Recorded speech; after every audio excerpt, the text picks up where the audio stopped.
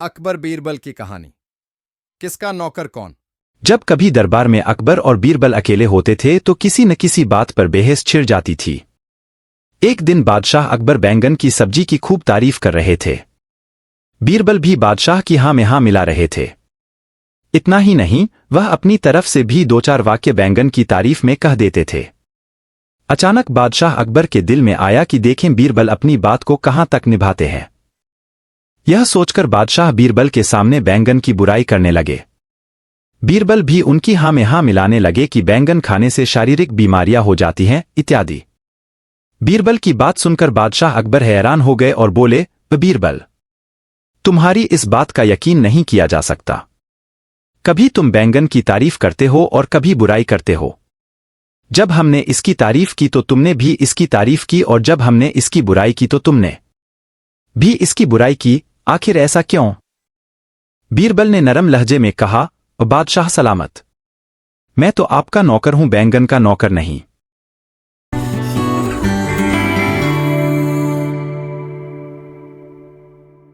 अकबर बीरबल की कहानी। आगरा कौन सा रास्ता जाता है। अकबर को शिकार का बहुत शौक था। वे किसी भी तरह शिकार के लिए समय निकाल ही लेते थे। बाद में वे अपने समय के बहुत ही अच्छे घुड़सवार और शिकारी भी कहलाए। एक बार राजा अकबर शिकार के लिए निकले। घोड़े पर सरपट दौड़ते हुए उन्हें पता ही नहीं चला और केवल कुछ सिपाहियों को छोड़कर बाकी सेना पीछे रह गई। शाम घिर आई थी। सभी भूखे और प्यासे थे और समझ गए थे कि वो रास्ता भटक गए हैं। राजा को समझ नहीं आ रहा था कि वह किस तरफ जाएं। कुछ दूर जाने पर उन्हें एक तिराहा नजर आया। राजा बहुत खुश हुए। चलो अब तो किसी तरह वे अपनी राजधानी पहुंच ही जाएंगे, लेकिन जाएं तो जाएं किस तरफ। राजा उलझन में थे। वे सभी सोच में थे किंतु कोई युक्ति नहीं सूझ रही थी। तभी उन्होंने देखा कि एक लड़का उन्हें सड़क के किनारे खड़ा खड़ा घूर रहा है। सैनिकों ने यह देखा तो उसे पकड़कर राजा के सामने पेश किया। राजा ने कड़कती आवाज में पूछा, ऐ लड़के, आगरा के लिए कौन सी सड़क जाती है।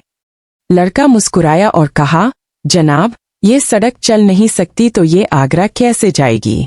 महाराज, जाना तो आपको ही पड़ेगा। और यह कहकर वह खिलखिलाकर हंस पड़ा। सभी सैनिक मौन खड़े थे। वे राजा के गुस्से से वाकिफ थे। लड़का फिर बोला, जनाब, लोग चलते हैं, रास्ते नहीं। यह सुनकर इस बार राजा मुस्कुराया और कहा, ये नहीं, तुम ठीक कह रहे हो। तुम्हारा नाम क्या है? अकबर ने पूछा। मेरा नाम महेश दास है महाराज, लड़के ने उत्तर दिया। और आप कौन हैं? अकबर ने अपनी अंगूठी निकालकर महेश दास को देते हुए कहा, तुम महाराजा अकबर हिंदुस्तान के सम्राट से बात कर रहे हो। मुझे निडर लोग पसंद हैं। तुम मेरे दरबार में आना और मुझे ये अंगूठी दिखाना।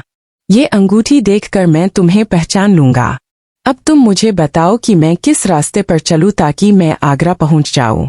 महेश दास ने सिर झुकाकर आगरा का रास्ता बताया और जाते हुए हिंदुस्तान के सम्राट को देखता रहा। इस तरह अकबर भविष्य के बीरबल से कहानी। कितनी माताएं। एक बार अकबर बीरबल हमेशा की तरह टहलने जा रहे थे। रास्ते में एक तुलसी का पौधा दिखा तो मंत्री बीरबल ने झुककर प्रणाम किया। अकबर ने पूछा, कौन है ये?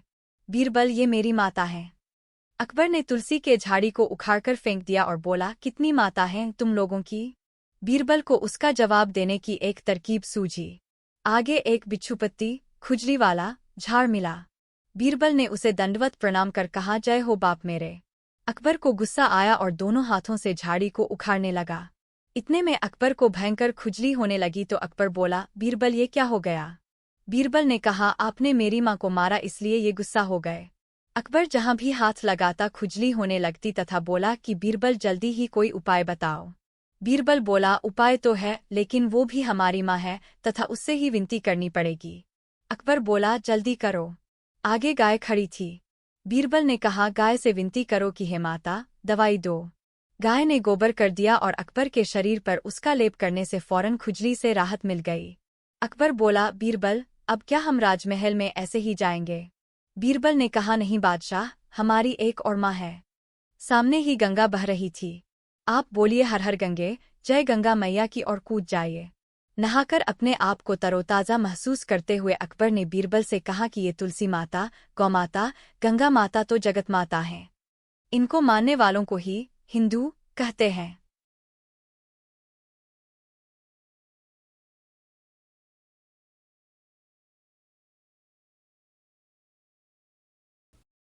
उन्हें बीरबल की परीक्षा लेने की सूझी। बीरबल को बांस का टुकड़ा दिखाते हुए वह बोले, क्या तुम इस बांस के टुकड़े को बिना काटे छोटा कर सकते हो? बीरबल लतीफा सुनाता सुनाता रुक गया और अकबर की आंखों में झांका। अकबर कुटिलता से मुस्कराए। बीरबल समझ गया कि बादशाह सलामत उससे मजाक करने के मूड में है। अब जैसा बेसिर पैर का सवाल था तो जवाब भी कुछ वैसा ही होना चाहिए था। बीरबल ने इधर उधर देखा। एक माली हाथ में लंबा बांस लेकर जा रहा था। उसके पास जाकर बीरबल ने वह बांस अपने दाएं हाथ में ले लिया और बादशाह का दिया छोटा बांस का टुकड़ा बाएं हाथ में। बीरबल बोला, हुजूर, अब देखें इस टुकड़े को, हो गया न बिना काटे ही छोटा। बड़े बांस के सामने वह टुकड़ा छोटा तो दिखना ही था। निरुत्तर बादशाह अकबर मुस्करा उठे। बीरबल की की कहानी जल्दी बुला कर लाओ। बादशाह अकबर एक सुबह उठते ही अपनी दाढ़ी खुजलाते हुए बोले, अरे कोई है? तुरंत एक सेवक हाजिर हुआ। उसे देखते ही बादशाह ही नहीं थी। उस सेवक ने यह बात दूसरे सेवक को बताई, दूसरे ने तीसरे को और तीसरे ने चौथे को। इस तरह सभी सेवक इस बात को जान गए और सभी उलझन में पड़ गए कि किसे बुलाकर लाए, किसे हाजिर करें। बीरबल सुबह घूमने निकले थे। उन्होंने बादशाह के निजी सेवकों को भागदौड़ करते देखा तो समझ गए कि जरूर बादशाह ने कोई अनोखा काम बता दिया होगा जो इनकी समझ से बाहर है। उन्होंने एक सेवक को बुलाकर पूछा, क्या बात है? यह भागदौड़ किस लिए हो रही है? सेवक ने बीरबल को सारी बात बताई। महाराज, हमारी रक्षा करें, हम समझ नहीं पा रहे हैं कि किसे बुलाना है। अगर जल्दी बुलाकर नहीं ले गए तो हम पर आफत आ जाएगी। बीरबल ने पूछा, यह बताओ कि हुक्म देते समय बादशाह क्या कर रहे थे? बादशाह के निजी सेवक, जिसे हुक्म मिला था, उसे बीरबल के सामने हाजिर किया तो उसने बताए, जिस समय मुझे तलब किया उस समय तो बिस्तर पर बैठे अपनी दाढ़ी खुजला रहे थे। बीरबल तुरंत सारी बात समझ गए और उनके होंठों पर मुस्कान उभर आई। फिर उन्होंने उस सेवक से कहा, तुम हज्जाम को ले जाओ। सेवक हज्जाम को बुला लाया और उसे बादशाह के सामने हाजिर कर दिया। बादशाह सोचने लगे, मैंने इससे यह तो बताया ही नहीं था कि किसे बुलाकर लाना है, फिर यह हज्जाम को लेकर कैसे हाजिर हो गया? बादशाह ने सेवक से पूछा, सच बताओ, हज्जाम को तुम अपने मन से ले आए हो या किसी ने उसे ले आने का सुझाव दिया था? सेवक घबरा गया, लेकिन बताए बिना भी तो छुटकारा नहीं था। बोला, बीरबल ने सुझाव दिया था, जहांपनाह। बादशाह बीरबल की बुद्धि पर खुश हो गया।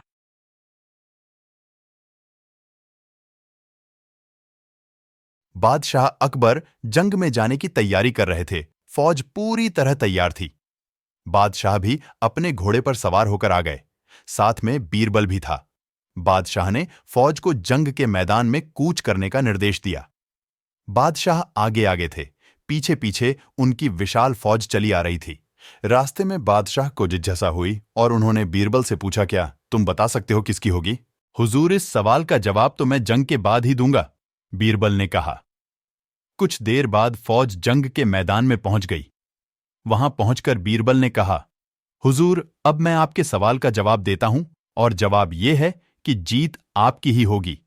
यह तुम अभी कैसे कह सकते हो, जबकि दुश्मन की फौज भी बहुत विशाल है? बादशाह ने शंका जाहिर की, हुजूर, दुश्मन हाथी पर सवार हैं और हाथी तो सूंड से मिट्टी अपने ऊपर ही फेंकता है तथा अपनी ही मस्ती में रहता है, जबकि आप घोड़े पर सवार हैं और घोड़ों को तो गाजी मर्द कहा जाता है। घोड़ा आपको कभी धोखा नहीं देगा, बीरबल ने कहा।